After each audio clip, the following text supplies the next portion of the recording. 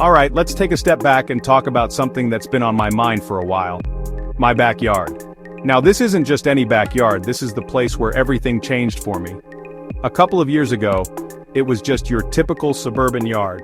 You know, a few trees, some flowers, maybe a few veggies here and there, but nothing that made me think it would eventually turn into the organic garden of my dreams. It wasn't anything special, just a normal patch of land that I didn't pay too much attention to. But then, something happened. Have you ever had one of those moments where you stop and think, wait a minute, what am I actually eating? Because that's exactly what happened to me.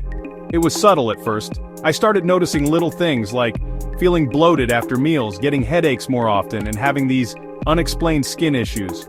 I just couldn't shake the feeling that something was off, and I started looking into it. That's when it hit me.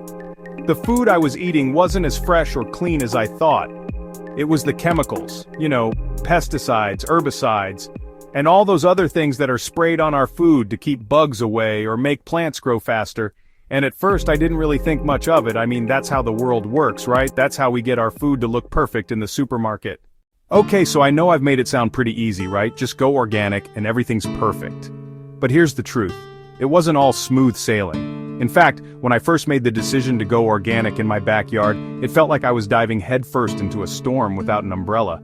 I had no idea what I was getting myself into, and it definitely wasn't as easy as just planting a few seeds and waiting for them to grow. Let me take you back to the beginning.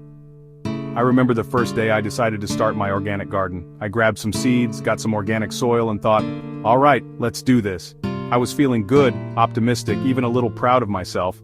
But then, reality hit. I planted everything, watered them like I was supposed to, and waited, and waited, and waited. Nothing.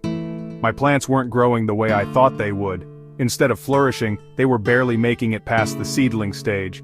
Some of them even started wilting. And don't even get me started on the pests. It's funny because you see all these perfect Instagram-worthy gardens online, and it seems so simple. But the reality is, gardening, especially organic gardening, is a lot of trial and error. I didn't have the skills or the knowledge to deal with the issues that kept popping up. For the first few weeks, I felt like I was in over my head. I remember one of the biggest challenges I faced was with pests. Now, when you're using organic methods, you can't just spray a bunch of chemicals to get rid of them. It's all about finding natural solutions. I tried so many different homemade sprays like garlic oil, neem oil, and even soapy water. I had no clue what worked and what didn't. Some things made the bugs worse and some barely did anything. I was experimenting with different approaches every single day, and let me tell you, it was exhausting. But here's the thing, I wasn't about to give up. Yeah, it was frustrating. I cried a few times, not gonna lie, but I wasn't ready to quit just yet. I decided to keep going, keep learning, and keep trying new things. I reached out to local gardeners, joined online forums, and read up on organic farming techniques. Slowly, bit by bit, I started figuring things out. I learned how to build a compost bin to make my own fertilizer. I started paying more attention to how I watered my plants, and I figured out the importance of rotating crops to keep the soil healthy.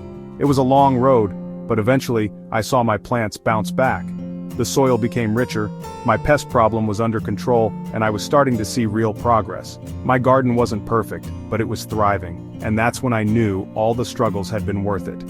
Sure, there were days I felt like throwing in the towel, but now, looking at my lush, green backyard, I can honestly say that every mistake, every failure, and every moment of doubt helped me become the gardener I am today. It wasn't easy, but it was definitely worth it. So now we're at the fun part, the rewards of making the switch to organic gardening.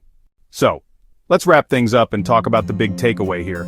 If you're still sitting there wondering if making the switch to organic gardening or buying organic food is worth it, let me tell you, it totally is.